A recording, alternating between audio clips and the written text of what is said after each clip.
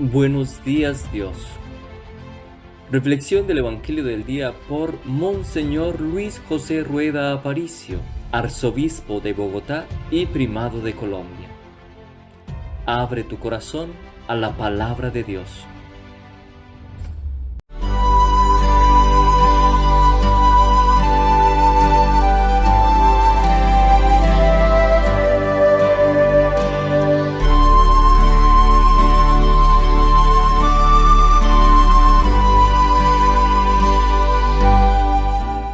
Como un padre siente ternura por sus hijos, siente el Señor ternura por nosotros sus fieles.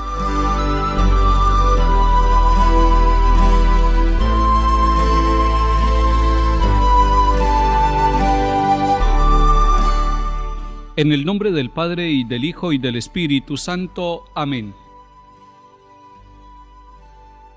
Lectura del segundo libro de Samuel, capítulo 18. En aquellos días, Absalón fue a dar a un destacamento de David. Iba montado en un mulo, y al meterse el mulo bajo el ramaje de una encina copuda, se le enganchó a Absalón la cabeza en la encina, y quedó colgado entre el cielo y la tierra, mientras el mulo que cabalgaba se le escapó. Lo vio uno y avisó a Joab: «Acabo de ver a Absalón colgado en una encina». Agarró Joab 3 venablos y se los clavó en el corazón a Absalón. David estaba sentado entre las 2 puertas. El centinela subió al mirador, encima de la puerta, sobre la muralla, levantó la vista y miró. Un hombre venía corriendo solo. El centinela gritó y avisó al rey. El rey dijo: «Retírate y espera ahí». Se retiró y esperó allí. Y en aquel momento llegó el etíope y dijo: «Albricias, majestad, el Señor te ha hecho hoy justicia de los que se habían rebelado contra ti». El rey le preguntó: «¿Está bien mi hijo Absalón?». Respondió el etíope: «Acaben como él los enemigos de su majestad y cuantos se rebelen contra ti». Entonces el rey se estremeció, subió al mirador de encima de la puerta y se echó a llorar, diciendo mientras subía: «Hijo mío, Absalón, hijo mío, Absalón, ojalá hubiera muerto yo en vez de ti. Absalón, hijo mío, hijo mío». A Joab le avisaron: «El rey está llorando y lamentándose por Absalón». Así la victoria de aquel día fue duelo para el ejército, porque los soldados oyeron decir que el rey estaba afligido a causa de su hijo. Y el ejército entró aquel día en la ciudad a escondidas, como se esconden los soldados abochornados cuando han huido del combate. Palabra de Dios, te alabamos, Señor.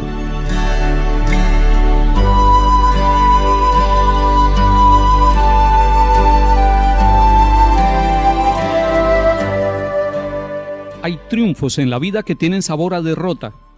Hoy, cuando estamos leyendo este capítulo 18 del segundo libro de Samuel, nos encontramos con una realidad parecida a lo que estamos diciendo. Aparentemente es un triunfo para el rey David, la muerte de Absalón, porque Absalón lo estaba persiguiendo a él. Y recordemos que Absalón es hijo del rey David, pero por intereses políticos, por esas diferencias que llevan incluso a la muerte, a la persecución, a la enemistad, a la violencia, Absalón se había convertido en un perseguidor de su propio padre, el rey David. Cualquiera pudiera decir: la muerte de Absalón es un aire fresco en la conciencia de David, porque entonces él puede reinar sin esos enemigos, sin esos opositores. Sin embargo, no es así. El rey David está llorando, y está llorando sinceramente por su hijo. Está afligido. No es un día de triunfo, no es un día de victoria. Ha muerto alguien que lo perseguía, pero no era el final que el rey David esperaba con su hijo, y nunca lo ha esperado él con ninguno de sus perseguidores. Recordemos cómo él lloró la muerte de su perseguidor y enemigo, el rey Saúl. Es que el rey David tenía un alma y un corazón noble. Él no quería acabar con aquellos israelitas que se oponían a él. Quería respetarlos. Muchas veces tuvo la posibilidad de asesinar a sus enemigos, como cuando encontró al rey Saúl desprovisto de toda defensa, y sin embargo le respetó la vida. En ese sentido, el rey David es un hombre que, a pesar de que lucha contra los pueblos opositores a su pueblo que es Israel, sin embargo los enemigos dentro de su pueblo le merecen el respeto, le merecen la dignidad, y eso es un ejemplo para todos nosotros, y en nuestros tiempos sería importante volver a esa actitud del rey David. Y es que el rey David de veras está anticipando lo que será el Señor Jesús. El nuevo David, el que triunfa cuando está en la cruz, el que está en la cruz y está perdonando a sus enemigos, a aquellos que le están quitando la vida. Jesús es el verdadero maestro de la no violencia. Jesús es el verdadero maestro del amor a los enemigos. Y eso nos lleva a pensar en aquella frase del Antiguo y del Nuevo Testamento donde se nos dice que Dios no quiere la muerte del pecador, sino que se convierta y viva. Dios no nos declara a nosotros sus enemigos a pesar de todos los errores y de todas las situaciones negativas que tengamos en nuestra vida. No busquemos la muerte de aquellos que piensan distinto, no busquemos acabar con aquellos que tienen otra forma de ver la vida. Tratemos de integrarlos en nuestra historia, tratemos de integrarlos porque en el corazón de Dios están integrados a pesar de que nosotros no tengamos espacio para ellos.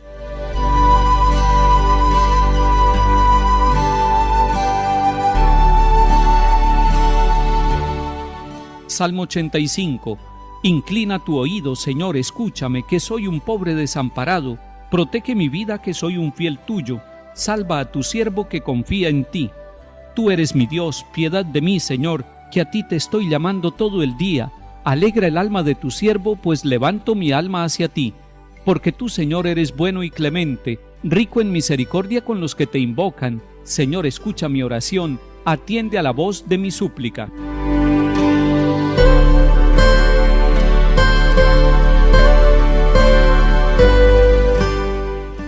Lectura del Santo Evangelio según San Marcos, capítulo 5. En aquel tiempo, Jesús atravesó de nuevo en barca a la otra orilla. Se le reunió mucha gente a su alrededor y se quedó junto al lago. Se acercó un jefe de la sinagoga que se llamaba Jairo, y al verlo se echó a sus pies, rogándole con insistencia: «Mi niña está en las últimas. Ven, pon las manos sobre ella para que se cure y viva». Jesús se fue con él, acompañado de mucha gente que lo apretujaba. Había una mujer que padecía flujos de sangre desde hacía 12 años. Muchos médicos la habían sometido a toda clase de tratamientos y se había gastado en eso toda su fortuna, pero en vez de mejorar, se había puesto peor. Oyó hablar de Jesús y, acercándose por detrás, entre la gente, le tocó el manto pensando que con solo tocarle el vestido curaría. Inmediatamente se secó la fuente de sus hemorragias y notó que su cuerpo estaba curado. Jesús, notando que había salido fuerza de él, se volvió enseguida en medio de la gente preguntando: «¿Quién me ha tocado el manto?». Los discípulos le contestaron: «¿Ves cómo te apretuja la gente y preguntas: ¿quién me ha tocado?». Él seguía mirando alrededor para ver quién había sido. La mujer se acercó asustada y temblorosa. Al comprender lo que había pasado, se le echó a los pies y le confesó todo. Él le dijo: «Hija, tu fe te ha curado. Vete en paz y con salud». Todavía estaba hablando cuando llegaron de casa del jefe de la sinagoga para decirle: «Tu hija se ha muerto. ¿Para qué molestar más al maestro?». Jesús alcanzó a oír lo que hablaban y le dijo al jefe de la sinagoga: «No temas, basta que tengas fe». No permitió que lo acompañara nadie más que Pedro, Santiago y Juan, el hermano de Santiago. Llegaron a casa del jefe de la sinagoga y encontró el alboroto de los que lloraban y se lamentaban a gritos. Entró y les dijo: «¿Qué estrépito y qué lloros son estos? La niña no está muerta, está dormida». Se reían de él, pero él los echó a todos fuera y con el padre y la madre de la niña y sus acompañantes entró donde estaba la niña, la cogió de la mano y le dijo: «Talita cumi», que significa: «Contigo hablo, niña, levántate». La niña se puso en pie inmediatamente y echó a andar. Tenía 12 años y se quedaron viendo visiones. Les insistió en que nadie se enterase y les dijo que dieran de comer a la niña. Palabra del Señor. Gloria a ti, Señor Jesús.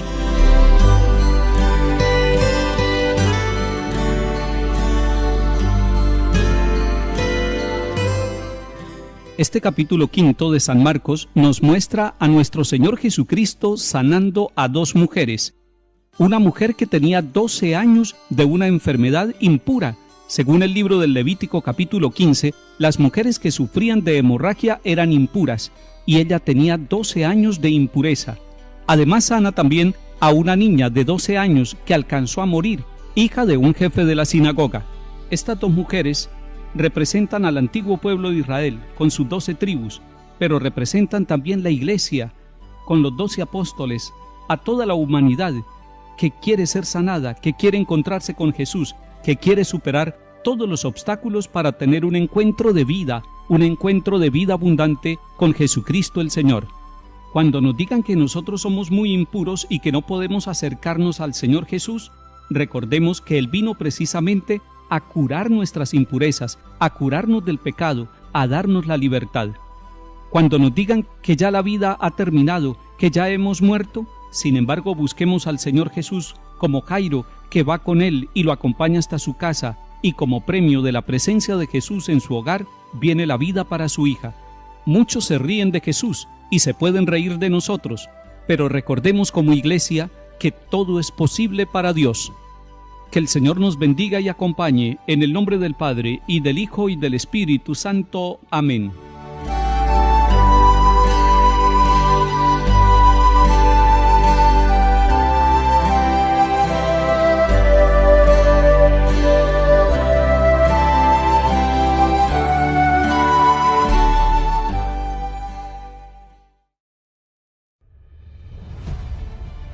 Buenos días, Dios. Reflexión del Evangelio del día por Monseñor Luis José Rueda Aparicio, arzobispo de Bogotá y primado de Colombia. Abre tu corazón a la palabra de Dios.